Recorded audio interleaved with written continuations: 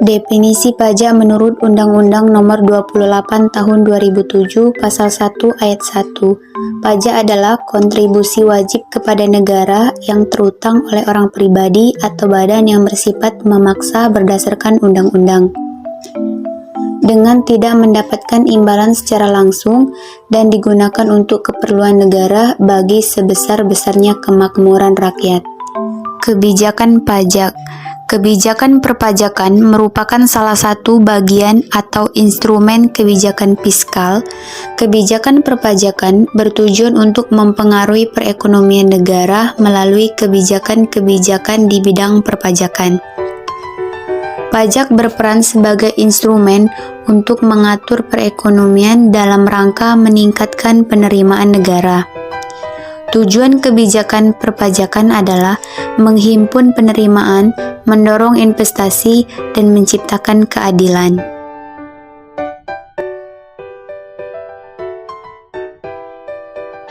Fungsi pajak. 1. Fungsi anggaran. Fungsi anggaran disebut sebagai fungsi utama pajak atau fungsi fiskal, di mana pajak dipergunakan sebagai alat untuk memasukkan dana secara optimal ke kas negara berdasarkan undang-undang perpajakan yang berlaku. Di sini pajak merupakan sumber pembiayaan negara yang terbesar. Yang kedua, sebagai alat pengatur. Fungsi ini bahwa pajak dapat dijadikan sebagai instrumen untuk mencapai tujuan tertentu.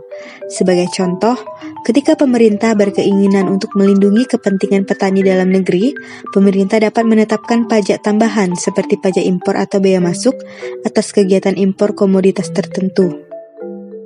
Prinsip perpajakan. 1. Prinsip keadilan. Keadilan dalam pemungutan pajak artinya pajak yang dikenakan secara umum dan sesuai dengan kemampuan wajib pajak atau sebanding dengan tingkat penghasilannya. Yang kedua, prinsip kepastian.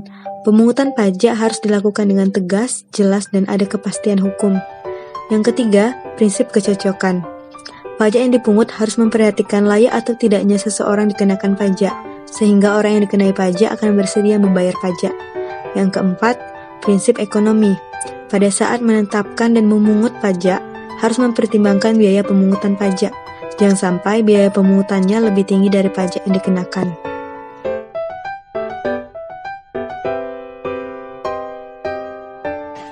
Tata cara pemungutan pajak. Tata cara pemungutan pajak terdiri atas stelsel pajak, asas pemungutan, dan sistem pemungutan pajak. 1. Stelsel pajak. A. Stelsel nyata atau real, yaitu pengenaan pajak didasarkan pada objek penghasilan nyata, sehingga pemungutannya baru dapat dilakukan pada akhir tahun pajak, yakni setelah penghasilan yang sesungguhnya diketahui. B. Stelsel anggapan pengenalan pajak didasarkan pada suatu anggapan yang diatur oleh undang-undang. C. Stelsel campuran pada awal tahun besarnya pajak dihitung berdasarkan suatu anggapan. Kemudian pada akhir tahun pembayaran didasarkan dan disesuaikan dengan keadaan sebenarnya. 2. Asas pemungutan. Pajak dalam pelaksanaannya perhitungan pajak tentu dibutuhkan asas yang menjadi dasar maupun pertimbangan dalam pemungutan pajak itu sendiri. A. Asas ekonomis. Dalam hal ini pelaksana pemungutan pajak harus dapat dibayar dari penghasilan rakyat dan tidak boleh menghalangi usahanya menuju ke kebahagiaan rakyat. B. Asas umum dan merata. Umum artinya adalah bahwa dalam asas ini menyatakan bahwa pemungutan pajak harus dikenakan kepada semua orang yang memenuhi syarat tanpa pandang bulu dan merata. C. Asas domisili. Pajak dipungut berdasarkan tempat tinggal atau kenegaraan yang dimiliki, sehingga WNI penghasilannya dari negara lain pun tetap dipungut. D. Asas sumber. Pajak dipungut melihat di mana sumber penghasilan itu diperoleh. Apabila WNA memperoleh sumber penghasilan dalam negeri, maka WNA tersebut dikenakan pajak. E. Asas kebangsaan. Pajak dipungut kepada WNI dimanapun mereka memperoleh penghasilan, dan pajak dipungut kepada setiap orang yang melakukan pekerjaan di dalam negeri termasuk WNA. F. Asas waktu. Asas ini mensyaratkan bahwa pemungutan pajak harus dilakukan pada saat wajib pajak dalam keadaan mampu membayar pajak. G. Asas rehabilitas. Pajak dipungut lebih besar dari hasil yang dipungut dibandingkan biaya yang dikeluarkan untuk melakukan pemungutan. H. Asas resiprositas. Asas ini menyatakan bahwa negara memberikan kebebasan subjektif dengan syarat timbal balik. 3. Sistem pemungutan pajak. A. Official Assessment System. Suatu sistem pemungutan yang memiliki wewenang kepada pemerintah untuk menentukan besarnya pajak yang terutang oleh wajib pajak. B. Self-assessment system, suatu sistem perhitungan pajak di mana pihak terutang wajib pajak menentukan sendiri jumlah pajak yang terutang. C. Withholding system, sistem pemungutan pajak yang memberi wewenang kepada pihak ketiga, tapi yang dimaksud di sini bukan fiskus dan bukan wajib pajak yang bersangkutan untuk menentukan besarnya pajak yang terutang oleh wajib pajak, melainkan pihak pemberi kerja.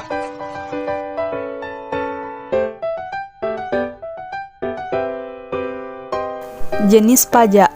Yang pertama, jenis pajak berdasarkan pihak yang menanggung. Berdasarkan pihak yang menanggung, pajak dibedakan atas pajak langsung dan tidak langsung. Pajak langsung adalah pajak yang dikenakan secara berkala terhadap seseorang atau badan usaha berdasarkan ketetapan pajak. Pajak langsung dipikul sendiri oleh WP. Sedangkan pajak tidak langsung adalah pajak yang dikenakan atas perbuatan atau peristiwa. Pemungutan pajak itu dipungut tanpa surat penetapan pajak dan bisa dialihkan pada pihak lain. Yang kedua, jenis pajak berdasarkan lembaga pemungut. Berdasarkan lembaga pemungut, pajak dibedakan atas pajak negara dan pajak daerah. Pajak negara adalah pajak yang pemungutannya dilaksanakan oleh pemerintah pusat, sedangkan pajak daerah adalah pajak yang dipungut oleh pemerintah daerah, baik oleh daerah tingkat 1 maupun oleh daerah tingkat 2. Dan yang ketiga, jenis pajak berdasarkan sifatnya. Berdasarkan sifatnya, pajak dibedakan atas pajak subjektif dan pajak objektif. Pajak subjektif adalah pajak yang berpangkal pada subjeknya, sedangkan pajak objektif adalah pajak yang dipungut berdasarkan objeknya tanpa memperhatikan wajib pajak.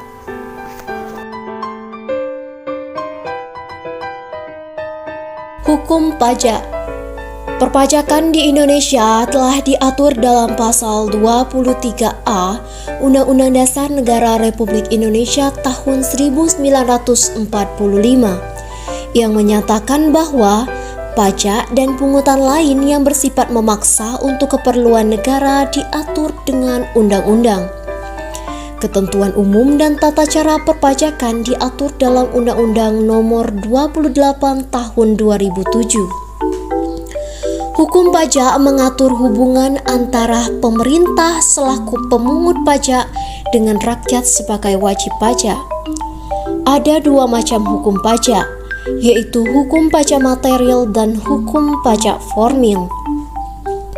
Hukum pajak material yaitu memuat norma-norma yang menerangkan antara lain keadaan, perbuatan, peristiwa hukum yang dikenai pajak, siapa yang dikenakan pajak, berapa besar pajak yang dikenakan, segala sesuatu tentang timbul dan hapusnya utang pajak, dan hubungan hukum antara pemerintah dan wajib pajak.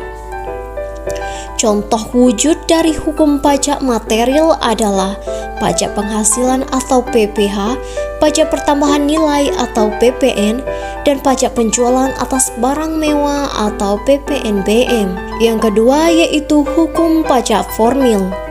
Hukum pajak formil memuat bentuk atau tata cara untuk mewujudkan hukum pajak material menjadi kenyataan, atau hukum pajak formil bisa disebut juga dengan cara melaksanakan hukum pajak material.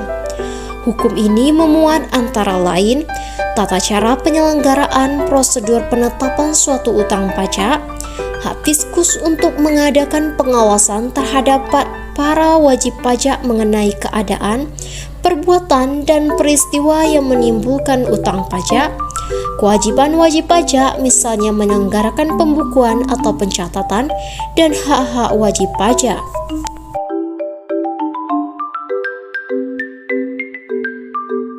Teori yang memisahkan hak negara memungut pajak ada 4, yaitu 1. Teori asuransi.